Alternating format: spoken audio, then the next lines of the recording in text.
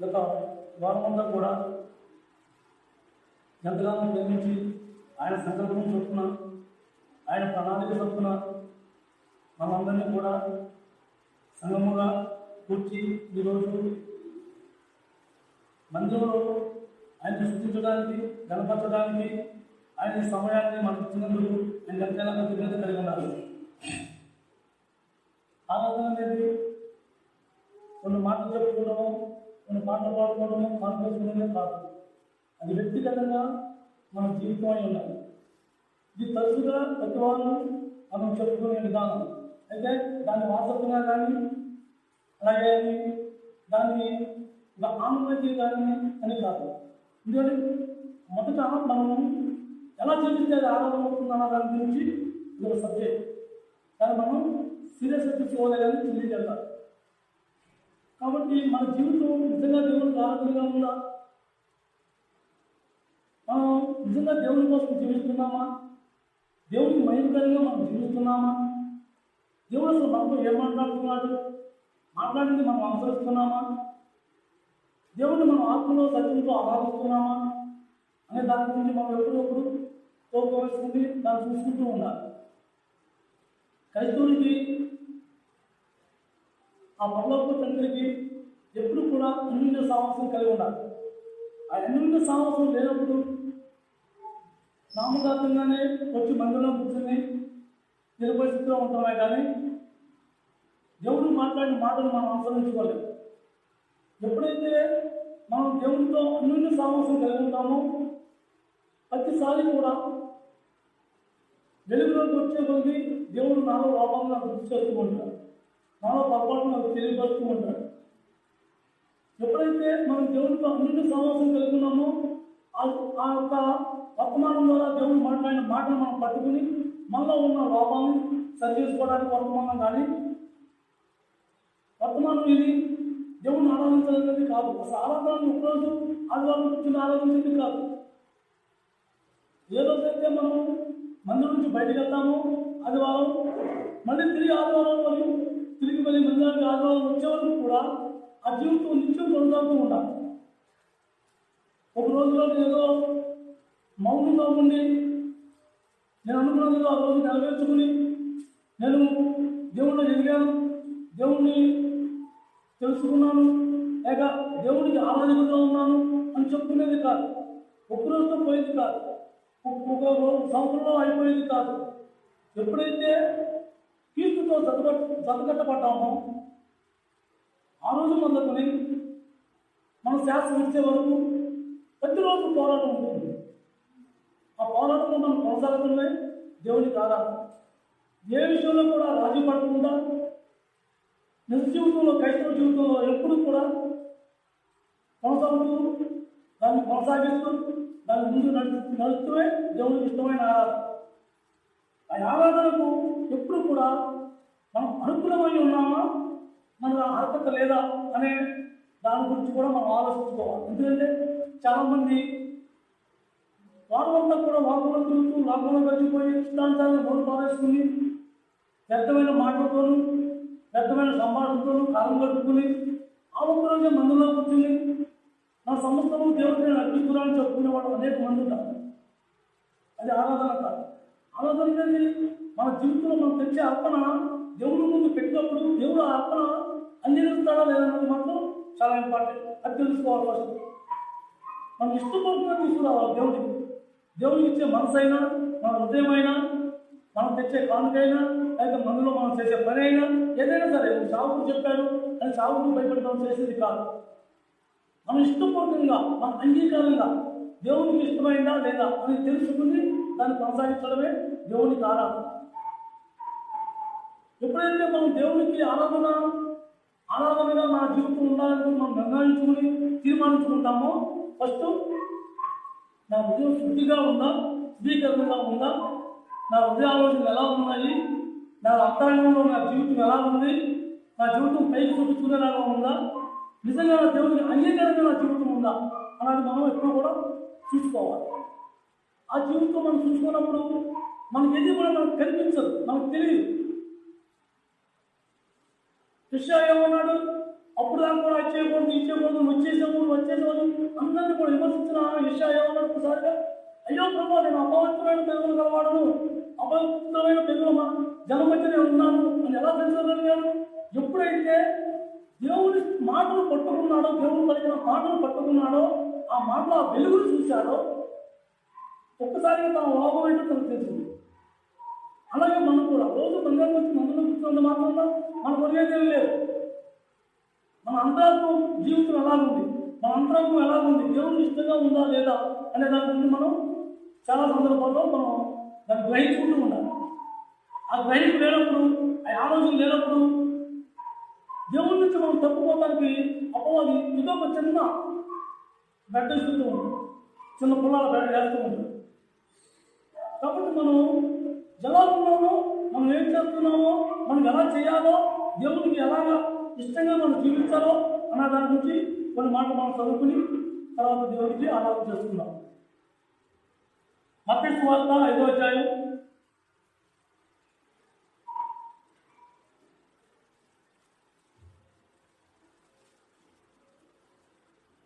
Page number 5, మత్తయి సువార్త 5వ అధ్యాయం 8వ వచనం.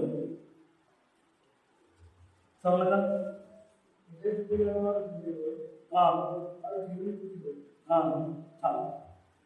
అసలు హృదయ శుద్ధి అంటే ఏంటి? హృదయం అంటే ఏంటి? మన అంతరాంగం, ఈ హృదయం అనేది మోసకరమైనది.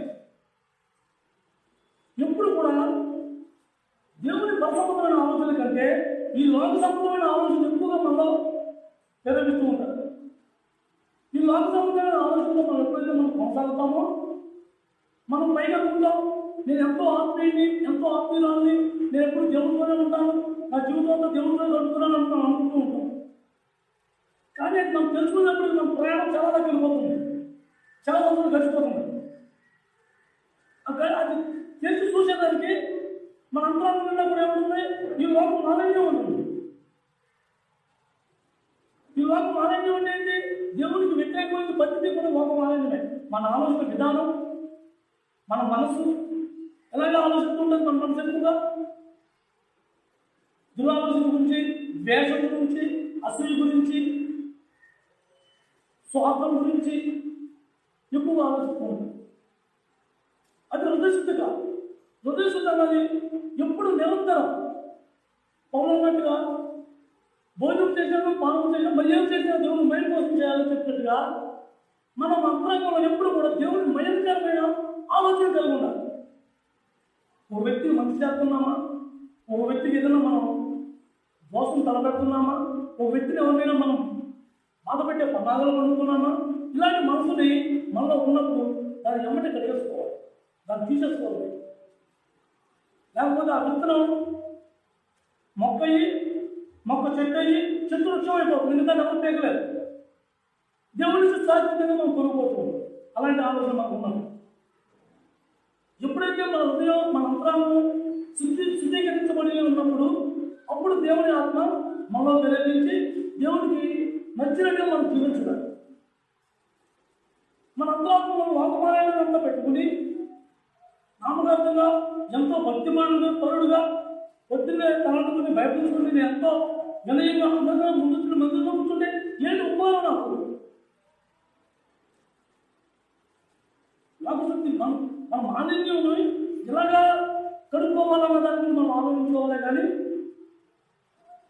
దాన్ని ఎలా కప్పుకోవాలన్న దాని గురించి మనం ఆలోచించుకుంటే దేవుడు దూరం అవుతామే తప్ప దేవుడు సరిపూర్ణంగా మనం ఉండాలి. ఎప్పుడైతే మనం పైకి నామకార్థమైన వ్యక్తులుగా ఉన్నామో దేవుడు ఏమంటాడు? రేపు ఉన్న రోజు మనం ఆయన రాగల సమూహంలో ఆయన శిష్యులో మనం జీవితాలనుకున్నప్పుడు ఆ జీవితం మనలో లేనప్పుడు ఆయన ఏమంటాడు? మీరు ఎవరో తెలియదు. అది ఇదేంటి ప్రభావ, ఎంతకాలం మీతో నీ మాటలు నేను విన్నాను కదా, నీ మాటలు నేను చెప్పాను కదా, నీ మాటలు నేను నేర్చుకున్నాను కదా, దాన్ని పెట్టే జీవితం నీ చూస్తూ లేదంటే మీరెవరు కూడా తెలియదంటే మన పరిస్థితి ఏంటి?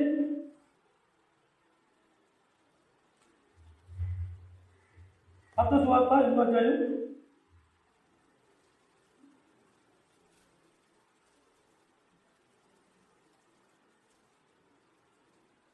15వ అధ్యాయం. సారీ, మత్తయి సువార్త 15వ అధ్యాయం.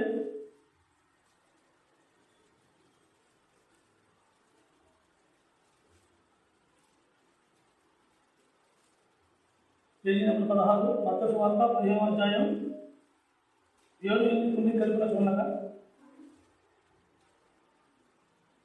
7, 8, 9 కలిపినాయి.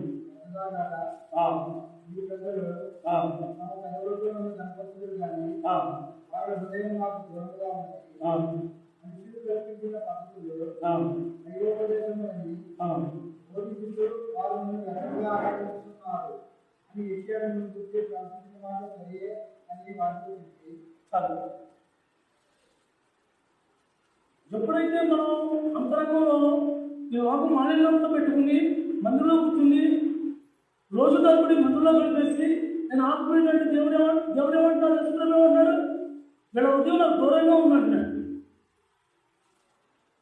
వీళ్ళ మనసులో నేను లేదు, నాకు పెద్దలంతా కనపడుతున్నాను లేదు. అసలు నిజంగా నేను అంతరంగంతో నేను దేవుడు కనపడుతున్నాను లేదన్నది ఆ సత్యాన్ని మనం గ్రహించుకుని ఉండాలి. దేవుడిని మనం ఆరాధిస్తున్నామంటే ఎలా ఆరాధిస్తున్నాము? మన అంతరంగం దేవుడితో సమీపంగా ఉందా? దేవుడు మనలో తన ఆత్మ నింపుతాను మన హృదయం ఖాళీగా ఉందా? బావిలో మురికి నీళ్లతో నిండుకుని ఉన్న బావిలో ఎవరైనా మంచినీళ్ళు పడతావా? పట్టాం. ఆ బావిలంతా మళ్ళీ శుభ్రంగా తవ్వి దాంట్లో ఉన్న మురికంతా తోడి అది ఎప్పుడైతే శుభ్రంగా ఉంటుందో అప్పుడు దాంట్లో మంచినీళ్ళు ఊరుతాయి. అలాగే మన హృదయం కూడా, మన అంతరాంగం కూడా ఎప్పుడు దేవుడిని కోరుకున్న రీతిలో మనం ఎప్పుడు కలుపుకుంటూ ఉంటామో మనలో వచ్చిన తలపులు, ఆలోచనలు, మనలో ఉన్న ద్వేషం, కుళ్ళు, కప్పం ఇవన్నీ కూడా ఎప్పుడు శుభ్రపరుచుకుంటూ కలుపుకుంటూ మనం జీవిస్తామో అప్పుడు దేవుడు తన ఆత్మతో నింపుతాడు. అప్పుడు నిజంగా యథార్థంగా మనం దేవుడిని ఆరాధించాలి. లేకపోతే వాళ్ళు ఒక రకంగా చేశారు, మనం ఇంకో రకంగా చేయాలి, అది దేవుడికి ఆరాధన అవుతుంది. లేకపోతే దేవుడు చేసిన క్రియలన్నీ కూడా మనం బయటలో చదువుతూ ఉంటాం కదా, వాటిని వదిలించి చెప్పి ఈ శుద్ధి ఆరాధన నిజంగా అని చెప్పుకోవడం, ఇవన్నీ కూడా ఎలాగా ఒక అక్క చేసింది, ఒక అన్న చేశాడు, ఒక అన్న చేశాడు, ఒక అక్క చేసింది, ఇలా వాదాలు చేసేది అది ఆరాధన అంటాం. ఆరాధన ఎప్పుడు కూడా మన జీవితం అయి ఉండాలి. మన జీవితంలో మన అంతరంగంలోంచి దేవుడితో పలికే ప్రతి మాట మన నిజ జీవితం నుంచి రావాలి. మన అంతరంగ జీవితంలో సత్యం ఉన్నదా లేదా తెలుసుకుని ఉండాలి. మన అంతరంగ జీవితంలో సత్యం లేనప్పుడు, యథార్థత లేనప్పుడు దేవుడు మనం ఏమంటున్నాడు, మీరెవరో నాకు తెలియదు. మీరెవరో నాకు తెలియనప్పుడు మన జీవితం ఎలా ఉంటుంది? మనం అసలు ఏమైపోవాలి? ఒక స్త్రీని ఒక పురుషుడు వివాహం చేసుకున్న తర్వాత 1 సంవత్సరమో 2 సంవత్సరాలు గడిచిన తర్వాత అసలు నీకు నాకు సంబంధం ఏంటి, ఎవరు నాకు తెలియదు. ఆ స్త్రీ పరిస్థితి ఏంటి? ఆమె ఏమంటుంది? ఏం చేయగలవా? ఇప్పుడైతే కొత్త చట్టాలు చేసిన పడుతుంది. చదువుకున్న పిల్లలు మనం ఎవరికి చెప్తాం, ఎందుకంటే వాళ్ళందరూ ఆల్రెడీ తీసుకుంటారు. రేపు పొద్దున ఎలా ఆత్మ మీద నాకు ఏదైనా వాతావరణం దొరికితే నా ఫ్యూచర్ ఏంటో ముందే నిర్ణయించుకుంటారు. కానీ దైవికమైన సంబంధాలతో జీవితాలు కలిగిన వాడి పరిస్థితి ఏంటి? ఆ పురుషుడు వద్దంటే ఆ స్త్రీ పరిస్థితి ఏంటి? అదొకటి కాదు. ఇవాళ క్రైస్తవ జీవితం కూడా జీవిస్తున్నాం, మందులో ఉంటున్నాం, ప్రతి మీటింగ్కి అటెండ్ అవుతున్నాం, దేవుడు చెప్పిన మాట చక్కగా అంటున్నాం. కానీ జీవితంలో లేనప్పుడు, జీవితంలో కనిపించినప్పుడు యశ్వరం ఏమంటాడు? ఆకలి వరకు చూస్తాడు. వాళ్ళ అయితే మాత్రం నీతో నువ్వు నాకు నచ్చలేదని చెప్పడం. యశ్వక్రీస్తు ప్రభు ఆకలి వరకు చూస్తాడు. ఆకలి వరకు చూసిన తర్వాత గడి వచ్చినప్పుడు ఏమన్నాడు? మీరెవరో నాకు తెలియదు. మీరెవరో నాకు తెలియదు. మన పరిస్థితి ఏమవుతుంది? మనం పెద్దగా ఆయన అంగీకరించినప్పుడు మనం ఎలా బాధపడతాం? అయ్యా ఎలా బాధపడ్డాడు? మొక్కం ఎందుకు చూపించుకున్నాడు? దేవుడు ఏమన్నాడు? మొక్కం ఎందుకు చూపించుకున్నావు? నువ్వు చేసిన తప్పు. నువ్వు చదివించుకోలేక లాభం లేదు, నువ్వు దుఃఖపడినా లాభం లేదు, నువ్వు బాధపడినా లాభం లేదు. చెవించినంత చేసేసా తెలియపోయింది, చేమైపోయింది. ఇంకెవరో నాకు తెలియదు. అప్పుడు మన పరిస్థితి ఎలా ఉంటుంది?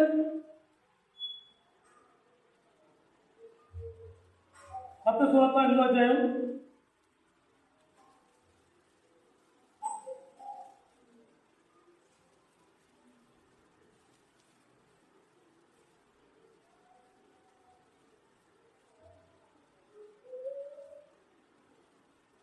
22 ఉంటుంది కదా. 7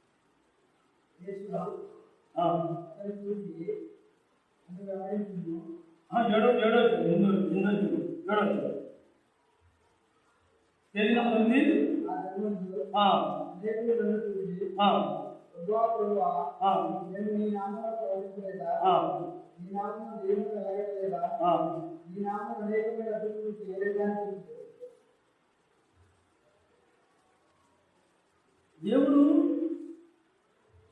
ఒక్కసారి ఇచ్చిన వరం వెంట తీసుకోడు. అదే అసలు తీసుకుని అనేక మంది ప్రవక్తలు ఆ కాలంలో ఏం చేశారు? వారు చేయకోకుండా ఎవరి వారికి బోధించేవారే కానీ వాళ్ళ నిశ్చితుల క్రియలు లేవు. వాళ్ళ నిశ్చితుల క్రియ లేనప్పుడు వాళ్ళు అవి పాటించినప్పుడు దేవుడు కూడా అంగీకారంగా వాళ్ళు ఎలా అంటారు? బోధించే వరకు ఓకే, దాన్ని ఇదే వరకు ఓకే, మరి మన జీవితంలో కొనసాగించాలి కదా.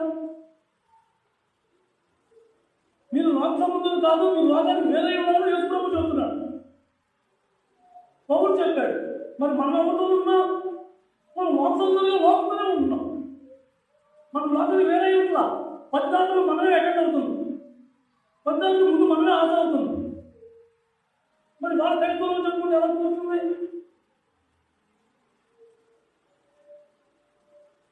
ఎవరు ఏం మాట్లాడుతున్నాడో మనం లైఫ్ కలిగి ఉండాలి. లేకపోతే ఆయన ఎవరిలో చేయగలిగి మన పరిస్థితి ఏమవుతుందో మనం ఎప్పుడప్పుడు చూసుకుంటూ ఉండాలి. ఇది నాకు తగలా అలా దాని గురించి ముందుగానే మనం నమ్మించేసుకోవాలి. నా ప్రభుకు అంగీకారంగా లేదు నేను ఎందుకు చేయను, నా ప్రభుకు అంగీకారంగా లేదు, నా ప్రభుకు మైండ్ నేలను. వాళ్ళు కూడా అంతే, అలాగే చెప్పేవాళ్ళు. వాళ్ళు కూడా నా ప్రభుకు అంగీకారంగా లేదు నేను చేయను, నా ప్రభుకు మైండ్గా లేదు ఎందుకు నేను చేయను అని చెప్పి జనంతో చేయిస్తూ వాళ్ళు పాటించేవాళ్ళు కాదు. అందుకని ఆయన గడి వచ్చినప్పుడు మీరు ఎవరో తెలియదు. వాళ్ళు అలాగే చదువుకున్నారు. అనేక మంది ఉన్నారు లోపంలో. మేము చేయమని చెప్పుకుంటూ అన్ని కార్యక్రమాలు కూడా ఫస్ట్ వాళ్ళే చేస్తారు.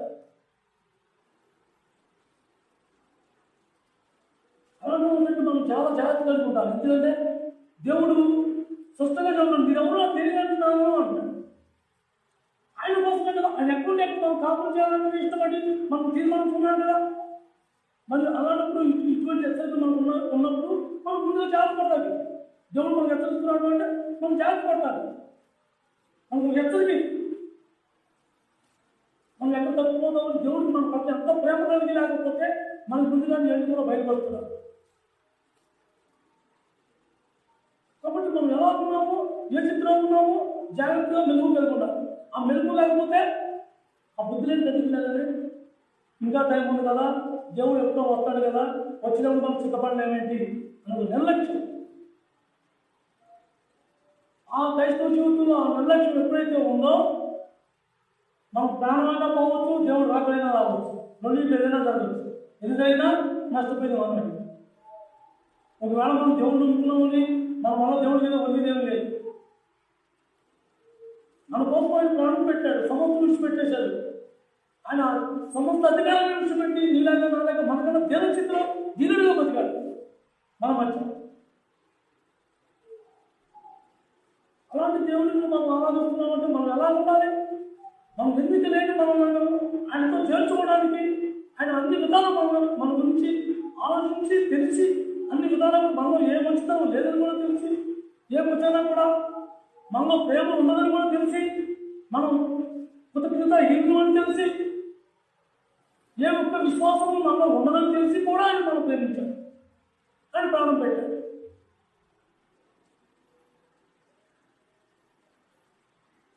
నిజంగా మనం కృతజ్ఞత కలిగిన అయితే ఆ ప్రభు పట్ల మనం ఎంత ఆసక్తి కలిగి ఉండాలి, ఆ ప్రభుత్వం మన జీవితం ఎలా జీవించాలి, మనం ఎలా జీవిస్తున్నామో మనమే చూసుకోవాలి. మనం అలా ఉన్నామో లేదని ఎవరితో మనమే చూసుకోవాలి. నష్టపోయింది కూడా మనమే. ఒక భార్య కాపురం చేసినప్పుడు తన భర్త మాట్లాడుతుందా, తన భర్త అవమానపడతాడా, తన భర్త ఎక్కువగా ఇబ్బంది పడుతున్నాడా అని ఆ భార్య ఇన్ని రకాలుగా ఆలోచిస్తూ ఉంటుంది. తన భర్త కోసం ఇన్ని రకాల సలహా ఇస్తూ తన భర్త ముందుకు కొనసాగిస్తుందని ప్రోత్సహిస్తూ తోడు ఎలా ఉంటుంది. కానీ మన తోడు ఉన్నది ఆయన, నువ్వు వస్తే చాలు, నువ్వు నాతో ఉంటే చాలు, ఉన్నది నేను చేస్తానని. నువ్వు నిజంగా నీ యంత్రాన్ని పూర్తిగా నాకు వచ్చావు. నీ శరీరాన్ని మొత్తం విడిచిపెట్టాలి, నాతో ఉండు.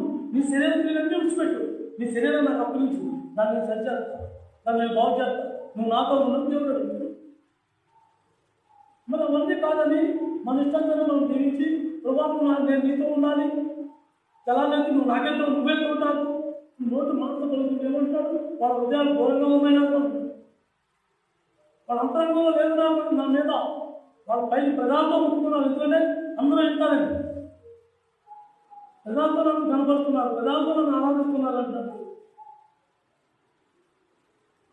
అందుకనే అంటే మీరు ఎవరు నాకు తెలియదు, ఆ ప్రజలతో కనపడినప్పుడే మీరు ఎవరు నాకు తెలియదు అంటారు. వాళ్ళు నిజంగా మనకన్నా ఎక్కువ జ్ఞానవంతులంట ఆ శాస్త్రులు వచ్చాయి. వాళ్ళు ఎంతో బైబుల్ని ఎక్కడ ఏమవుతూ ఉన్నదో ఇప్పుడు ఈ కాలంలో బైబిల్తో ముద్రించబడి ఆ కాలంలో అయితే ఒక చుట్టలో వెతుకుని సరి ధ్యానించబడ్డారు. అలాంటి శాస్త్రులు బయటనే వాళ్ళు ఏమన్నాడు మీరు ఎవరో తెలియదు. మరి ఆ నిజంగా మనకి అధికం ఉంటేనే కదా దేవుడితో మనం కలిసి జీవించింది. మరి ఆ నిజంగా ఎక్కువ అవుతున్నా తక్కువ అవుతున్నా మనం ఎలా ఉన్నామో అది మనమే చూసుకోవాలి, ఎవరి మనమే చూసుకోవాలి. ఒకరిని వెలుపెట్టి చూపిస్తాకు కానీ ఒకరిని విమర్శించి చెప్తానికి కానీ అది ఏకుండా ఎవరికి లేదు. ఎందుకంటే దేవుడే పని చేయలేదు, యేసుక్రీస్తుమే పని చేయలేదు. నన్ను విడిపించి నన్ను రక్షించిన యేసుక్రీస్తుమే నన్ను వెలుపెట్టి చూపిస్తా. ఒరే తాగుబోతు, ఒరే తిరుగుబోతు, ఒరే రౌడీ, నువ్వు నువ్వు అని దేవుడే నన్ను అడగాలి. మరి నేను ఒక అడిగితే ఎలా చెప్పగలను? మనలో ఎవరికి ఏ లోపం ఉందో ఆ లోపం సత్యేశ్వరానికి దేవుడు మనతో మాట్లాడుతున్నాడు. మనలో ఉన్న లోపాలు నేను కలగడానికి సిద్ధంగా ఉన్నాను. మన అంతరంగా నేను రక్షిస్తే ఆయన సత్యేసుకుంటాను. మత్తయి సువార్త 25వ అధ్యాయం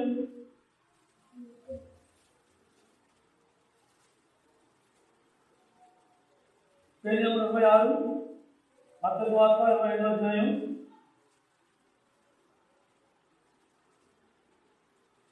8-9 వచనాలు. పేజీ నెంబర్ 26 మత్తయి సువార్త 8-9 వచనాలు.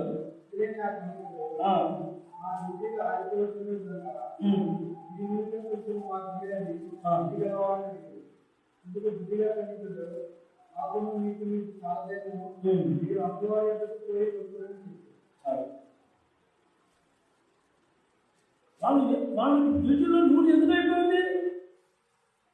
వాళ్ళు నిర్లక్ష్యంగా ఉన్నారు. ఏ నిర్లక్ష్యంగా ఉన్నారు? మందిరం వస్తున్నారు. వాళ్ళు విశ్వాసులే, వీళ్ళు విశ్వాసులే, అందరూ విశ్వాసులే, అందరూ ఒకే మందిరంలో ఉన్నారు, ఒకే క్రైస్తవ జీవితం జీవిస్తున్నారు. కానీ వాళ్ళ నిజ జీవితంలో వాళ్ళు నిర్లక్ష్యంగా ఉన్నారు, వీళ్ళు మెరుగు కలిగి ఉన్నారు. మన పెద్దలు మాట్లాడుతుంటారు చూడండి, దేవుడు చదివించుకోండి, అలాంటి జీవితంతో జీవించే వాళ్ళు కొంతమంది. అయితే కొంతమంది దేవుడు ఎప్పుడో వస్తాలే, వచ్చినప్పుడు చూద్దాంలే అదే నిర్లక్ష్యంగా జీవించేవాడు కొంతమంది. ఆయన వచ్చాడు, రానే వచ్చాడు, వచ్చాడు ఏముంది, అంత చూడటం లేదు, మీరు ఎవరో తెలియదంటున్నాడు. అదే మీ ఆత్మీయ శ్రేణితో నువ్వు కూడా ఈ ఆత్మీయ జీవితం ఎలా ఉంటుందో నువ్వు ఎలా నేర్పుతావు? అప్పుడు నీకు టైం ఏముంటుంది? ముందు సిద్ధపడకపోతే, నువ్వు ముందు సిద్ధపడి జీవించకపోతే నువ్వు ఎలా ఉంటావు? అందుకని మనకు మెలుపు అవసరం. క్రైస్తవ జీవితంలో మెలుపు అవసరం. ఎవరు నన్ను అన్నారు, ఎవరు నా గురించి మాట్లాడారు అని చెప్పుకుని మనం బాధపడే కంటే, అదే నాలో లోపం ఉన్నామని కదా ఆయన చూపించాడు, అది నేను సరి చేసుకోవాలి. ఫస్ట్ నా జీవితంలో ఆ లోపం ఉంది, ఉన్నమాట కదా దేవుడు ఆయన నాకు కల్పించాడు. నా పట్ల దేవుడికి ఎంత ప్రేమ లేకపోతే అది నాకు తెలియబడతాడు అన్న ఆలోచన కలిగి ఉంటారు. ఆ ఆలోచన లేనప్పుడు ద్వేషాలతోనూ మా పను బాధలతోనూ దేవుడికి దూరం అయిపోతాం తప్ప మా దగ్గర వరకు దేవుడికి ఫస్ట్ దేవుడు దూరం అయిపోతున్నాం. మనం ఏ సందర్భంలో మనం దేవుడు కావాలో ఆ సందర్భంలో దేవుడు ఉంటున్నా. ఏ సందర్భంలో దేవుడు మాట్లాడుతున్నామో ఆ సందర్భంలో దేవుడు మనతో మాట్లాడుతున్నా. ఎందుకు? మనం నిర్లక్ష్యంగా ఉన్నాం. ఆ దేవుడు మాట మనం అనలేకపోతున్నాం. అందుకు ఆయన విడిచిపెట్టాడు. ఆయన మాట్లాడే మాట మనం అనలేకపోతున్నాం. మనం విడిచిపెట్టాడు. నువ్వు వినే ఆసక్తి రోజు మాట్లాడతావు. రోజు కాదు, 10 గంటలు మాట్లాడతావు దేవుడు. కానీ బుద్ధి దగ్గర నువ్వు ఏం చేశారు? ఇంకా టైం ఉంది కదా, దేవుడు కొట్టే రాడు. చాలా మంది అంటుంటారు దేవుడు రాకండి, కొట్ట రాదండి. చాలా శ్రమలో యుద్ధాలు ఇవి చాలా వస్తాయి ఏంటండి. ఏమో ఈ గడ్డి రావచ్చు, మనం చెప్పగలమా? యుద్ధాలు ప్రపంచవ్యాప్తంగా ఈ గడిలో రావచ్చు యుద్ధాలు. మనం ఏమన్నా దానికి చెప్పగలమా? మనకు ఏమన్నా తెలుసా? కొట్టబోతే మనకేం తెలుస్తాయి? అవసరం ఆ గడిలో సృష్టించగలరా? ఆ గడిలో అట్లా ఆపేవచ్చు. దేవుడి నిర్ణయం పెట్టి చదువుతాయి తప్ప దేవుడి నిర్ణయం లేకపోతే తెలియదు. కాబట్టి మనం ఎప్పుడు కూడా నిర్లక్ష్యం అనేది కైకొలుతో పనికిరాదు. నా బంధువులు పిలిచారు, వాళ్ళు వెళ్ళకపోతే ఎలాగా, అదే నాకు బాగా కావాల్సిన దోస్తులు వాళ్ళు ఏమనుకుంటారు, ఇలాంటి ఆలోచనతో దేవుడు మనం నిర్లక్ష్యపడుతుంది. మనం సబ్జెక్ట్ టైంలో వస్తాడు ఆయన, అవకాశం లేని టైంలో వస్తాడు. యేసుప్రభు ఏమంటున్నాడు? ఎవరైతే నన్ను వెంబడించాలనుకుంటారో వారు చిన్నులు ఎత్తుకుని నన్ను వెంబడిస్తేనే కానీ నా శిశువులు కానేయాలి అని యేసుప్రభు. శిశువుల సంఘంలో ఉండి మనం శిశువుల జీవితంలో మనం ఆ శిలువు పోయవలసిందే. ఆ శిలువు వారు మనం ఉండవలసిందే. ఆ భారం లేకపోతే, ఆ పోరాటం లేకపోతే మనం దేవుడు శిశువులు కాలేము. పోరాటం లేనప్పుడు దాంట్లో గెలిచామని ఎలా తెలుస్తుంది? మన పండుగ వచ్చింది, సంక్రాంతి వచ్చింది, పందెలు కట్టారు. ఆ పందాలు దేని మనం ఏంటంటే పండుగ వంతులే కదా తెలిసింది ఆ పుంజుల్లో. అలాగే కష్ట జీవితం కూడా మనం గుర్తు చేసుకోవాలి. నాన్న ఆ పోరాటం లేకపోతే నేను దేవుడి ఆత్మీయమైన బలవంతుడిని, ఆత్మీయమైన బలంగా ఉన్నాను నాకు ఎలా తెలుస్తుంది? ఆ పోరాటం అవసరం. అలాగే ప్రతి వ్యక్తి కూడా అనుకో, ఎవరైతే మనం శిశువుగా జీవించాలనుకుంటున్నామో వారికి ప్రతి ఒక్కరికి ఆ గ్రహింపు కలిగి ఉండాలి. ఈ పోరాటం అవసరం. ఈ పోరాటం లేకపోతే నేను నడవలేదు, ఎదగలేదు, నాలో మార్పు ఎలా వచ్చిందో తెలియదు.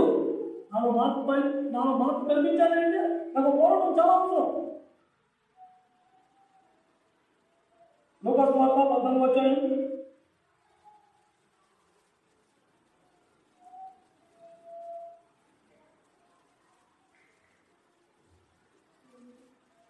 పేజీ నెంబర్ 47, లూకాసు వార్త 14 వచ్చాయి.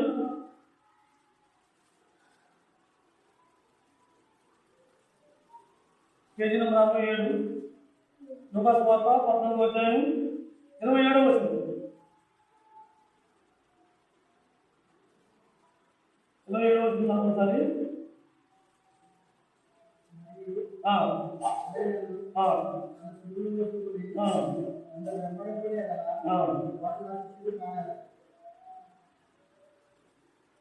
సిలువ అంటే ఏంటి? యేసుక్రీస్తు ప్రభుని సిలువ వేసినట్టు ఆ కర్రతో వేసిన సిలువను మనం కూడా ఒకటి ఎత్తుకుని మోసుకున్నామా?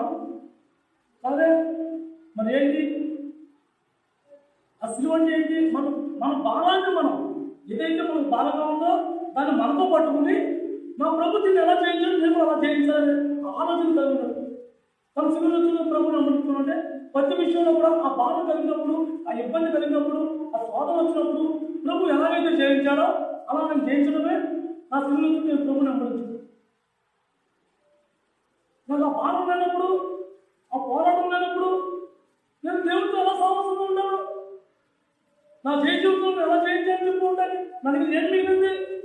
దానిలోనైతే చెప్తాను, ప్రభా నువ్వు ఆ రోజు నన్ను కుటుంబంలో పడేసినప్పుడు నేను నీ కోసం నిలబడుతున్నాను. అబ్బా ప్రభా ఆనందం లేదు ప్రభా అని దానిలోకి చెప్పుకుంటాను. మరి నా దగ్గర ఏముందని చెప్పు, నేనేమి విడిచిపెట్టుకున్నాను చెప్పుకోవాలి.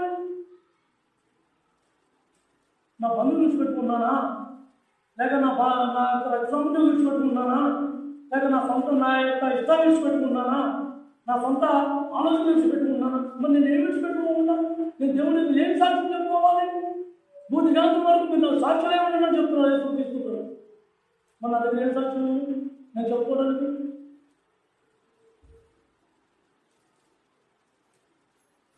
క్రైస్తవ జీవితంలో ఒక పోరాటం, ఆ పోరాటంలో మనం జయించినప్పుడే ప్రభావం నాకు అనిపించొద్దు, నేను జయించా అని చెప్పుకునే స్థితిలో మనం ఉన్నప్పుడే శిశుత్వంలో ఉండడం అంటే ఏదో మనం ఒక బోటెట్ ఉన్నాము, శిశువుల సంఘంలో మేము ఉన్నామని చెప్పుకునేది కాదు. దాంట్లో భారం ఉంది, క్రైమ్ ఉంది.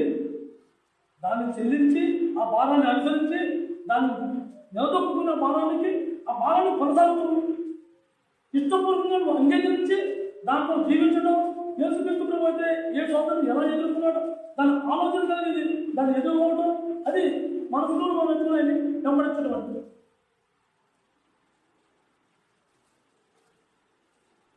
దేవుడు నరుడు ఎందుగా కూర్చున్నాడు, మానవుడు ఎందుగా కూర్చున్నాడు? మానవుల్లో మనుషుల్లో దేవుడు వ్యవసాయం చేస్తున్నాడు. దేవుడు నీలో నాలో ఆయన ఏర్పడుతున్న వాళ్ళందరూ వ్యవసాయం చేస్తున్నాడు. నరుడు దేవుడు నరుడిని మట్టి నుంచి ఎందుకు తీశాడు దేవుడు? ఆదికాండం 1వ అధ్యాయం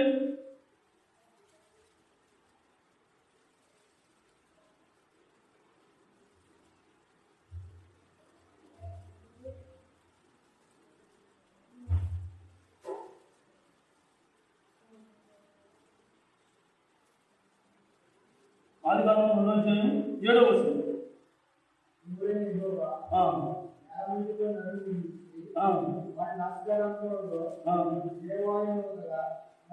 వచనం. నరుణ్ణి మట్టి చేసి దేవుడు కర్మించి చేయొచ్చు కదా, రాయితో చేయొచ్చు కదా, ఇనుముతో చేయొచ్చు కదా, కానీ ఆ మట్టి చేసి తీశాడు. ఆ మట్టిలో ఏ విత్తనాలు వేసినా మొలుస్తాయి కాబట్టి మనలో కూడా ఆయన చదివే విత్తనాలు మనలో మొలవాలని నరుని ఆ మట్టితో తీసి చేశాడు. ఇవాళ అనేక సందర్భాల్లో మనం ఎన్నోసార్లు అనుకుంటూ ఉంటాం, నా ఇష్టానుసారంగా నేను జీవించడానికి, నా ఇష్టం నేను ఎంతో సంపాదించున్నాను కదా, ఎంతో ధనం ఉంటుంది కదా, నా ఇష్టం నేను జీవించవచ్చు. భూమి మీద ఎలాగైతే అన్ని మొక్కలు మొలుస్తాయో మానవ జీవితంలో కూడా అన్ని మొక్కలు మొలుస్తాయి. మంచి మొలుస్తుంది, చెడ్డ మొలుస్తుంది. దేవుడు పలికే ప్రతి మాట మనం అనుసరించామనుకోండి, మనం అసలు అనేది దేవుడు తీసేస్తూ ఉంటాడు. మనం ఏ మాటలైతే మనకు నచ్చింది, మనకు కులాలైన మాటలే మనం పట్టుకుని ఉన్నట్టు నిర్లక్ష్య పెట్టామనుకోండి, మయం కలుపుకోవడం వస్తుంది. ఆ కలుపుకోవడం పంట అవుతుంది.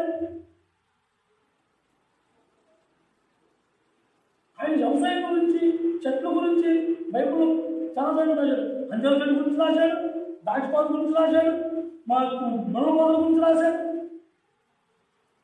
ఈ నరుల్లో అనేకమంది విత్తనాలు ఆయన విత్తుతున్నాడు, కానీ ఆయన మొలుతున్నాయా లేదా మాత్రం మనం చూసుకోవాలి, మనం జాగ్రత్త కలిగి ఉండాలి. ఆ మట్టితో దేవుడు ఏం చేశాడంటే, మన్నులో అయితే అన్ని విత్తనాలు మొలుస్తాయి. ఆ మొలిచిన విత్తనాలు మంచి పంటలు వ్యవసాయం ఏం చేస్తాడు, దానికి నీరు పెట్టి శుభ్రంగా మందులు వేసి, ఎరువులు వేసి, దాన్ని బాగు చేసి ఆ పంట చెందులోకి ఆ రైతుకి ఎంత ఆనందం, నేను ఆశించిన బతుపరం నేను దక్కిందని. అలాగే ఈరోజు ఆ దేవుడు కూడా మన పట్ల ఆశపోయి మనం ఆ పొలాన్ని ఫలించినప్పుడు, ఆ పొలాలు ఆయన చేతికి వచ్చినప్పుడు, అప్పుడు ఆయన పొలంలో ప్రేమ పెట్టుకుంటాడు. ఏ పనులు లేకుండా నేను మాట్లాడుతుంది, నేను బాగులేదు, నా పట్ల దేవుడు పొలం విధి చేసుకుంటానంటే ఈలో పొలం ఫలించాలి కదా. ఒక్కటి ఎదుగు ఆ పొలంతో ఇతరులు వేశాడు, మొక్క మొలిచింది, ఆ మొక్క మాడిపోకుండా ఉండాలి కదా.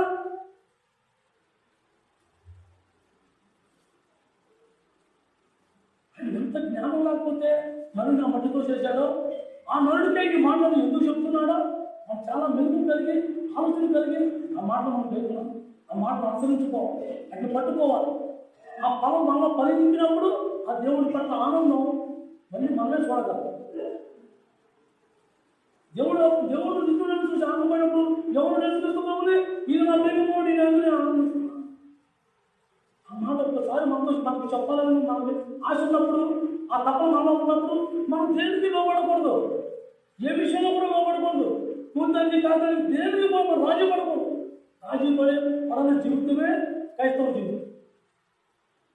ఉన్న సమయం తీసుకున్నారు.